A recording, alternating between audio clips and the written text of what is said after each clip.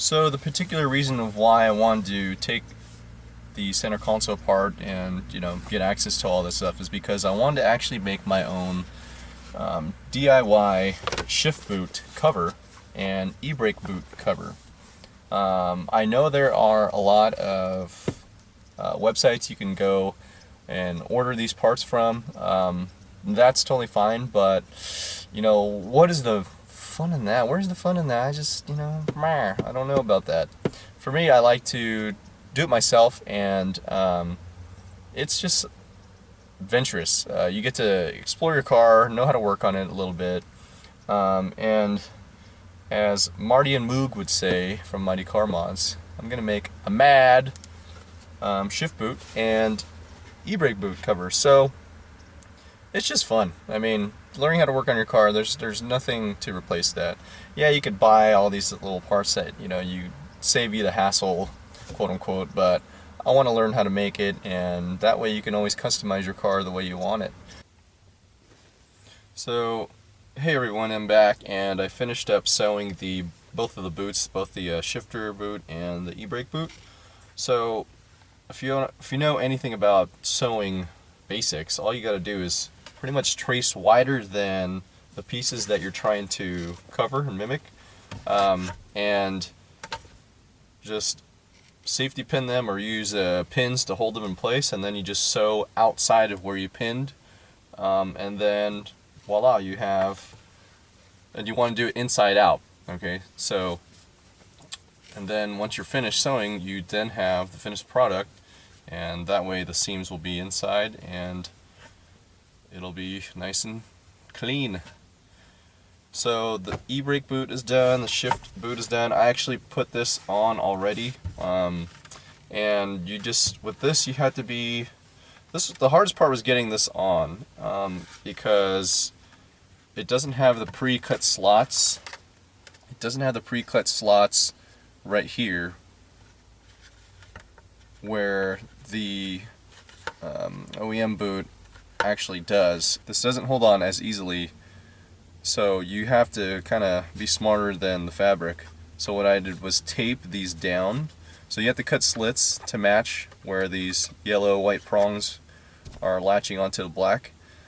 You have to cut slits to match those, so that they'll be held in place, but the tricky part is putting them inside. So that's going to be the most tedious part of this whole project, to be honest with you. So all I did was put tape on here, and then I would just held all of it down temporarily and just put it on.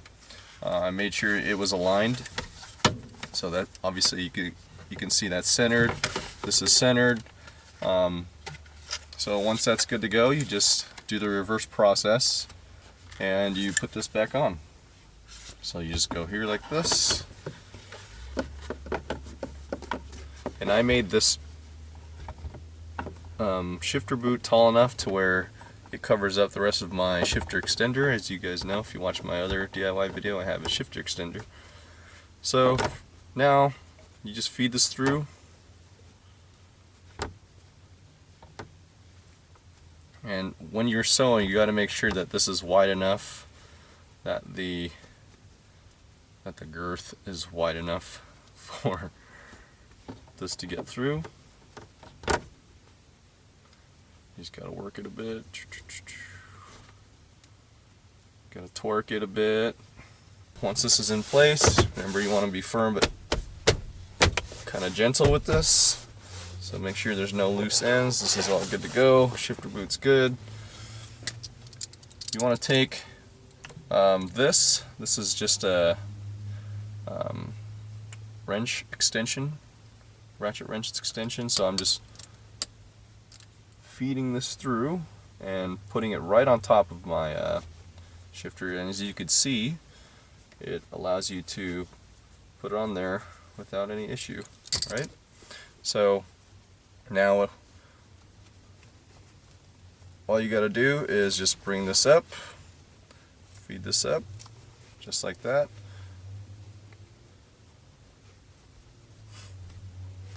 And then now I'll put on my shift knob. My $10 shift knob. A lot of you people who are watching this probably be like, dude, what a cheap ass. Why don't you buy like a nice cob or a nice pair and shift knob or whatever? Simple reason, I just don't want to pay the money. It's the principle. Plus I just wanted one that day, so I just got this.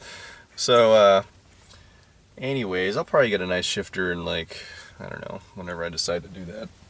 But like I say, life ain't that serious, brah. So this is working just fine for now. So we're just gonna put this back on to dowel. Now, once you got it on, as you can see, you're just gonna work it up like that, and then pull it all the way up. And now it is flush, good to go. So that one's on. Now we are going to work on the e-brake boot. So let me show you how to remove this. A lot of you are probably thinking, well, how the freak do I take this off? Well, after finagling with this, all you got to do is make sure you're holding onto the fabric pretty well. You're just going to slide it off, and then you're good to go. Just like that. So you want to do the same thing with this. You want to measure, put this against the fabric, measure it like so. Trace a little wider, make sure this is inside out. So you trace a little wider, boom, boom, boom. You know, you want to kind of get a rough estimate of how wide this is, of how wide the hole is. So once you trace it, like that, and then trace the other side, sew them together, inside out, flip it out, then you're going to be good to go. So, okay, so once you got your e-brake boot all secured down, and by secured down I mean with tape to hold the edges down, and you got your slits cut in here to match up with the plastic prongs that are going to latch on, you are ready to put it back in its spot. So what I'm going to do is just kind of pull the top down.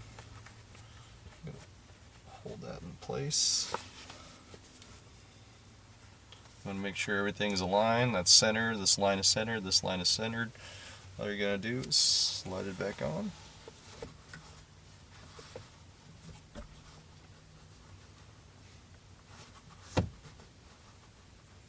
Like that.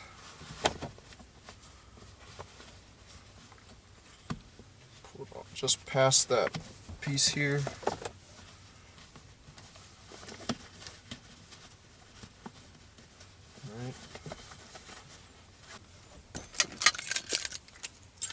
Take something flat, you can just take keys,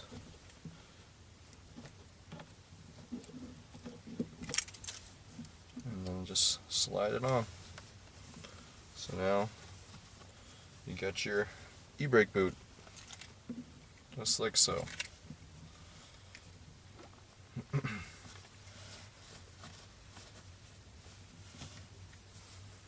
Good to go.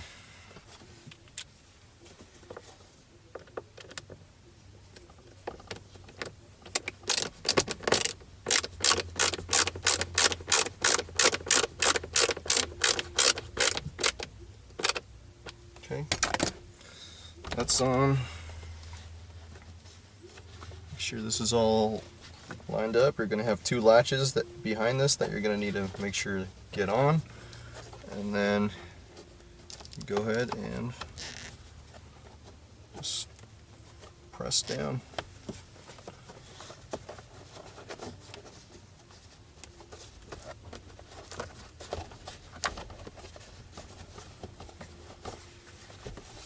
Just like that.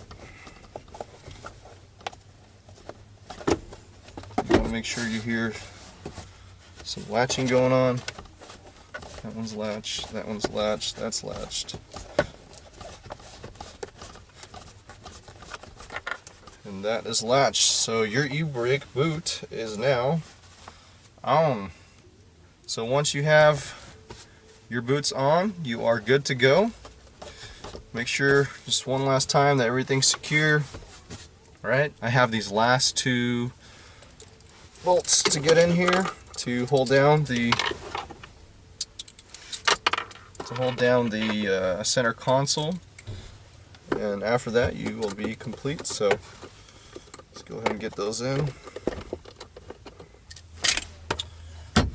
Alright my peeps, everything's all set. Two bolts are in, screw was in underneath here. These are all latched. You got your new DIY shift boot and e-brake boot attached, so you can now enjoy your own customization of your car. I think this costs less than $5 for a huge ass piece of fabric. You can probably make about 5 of these for the price of one of the boots that you'll order from the store, or online. So I mean, like I said, it's better to know how to work on your car and to make stuff yourself, because you can interchange these pieces as much as you want, and you know how to make them, you understand how it's made, you know how to work on your car now. You have to know how to take out your center console. I taught you how to do that, how to take this piece out. So I hope you all enjoy this DIY tutorial of the DIY shift boot and the DIY e-brake boot, and also how to remove your center console. So I hope you all enjoyed, and I will see you in the next video. Peace. Take care.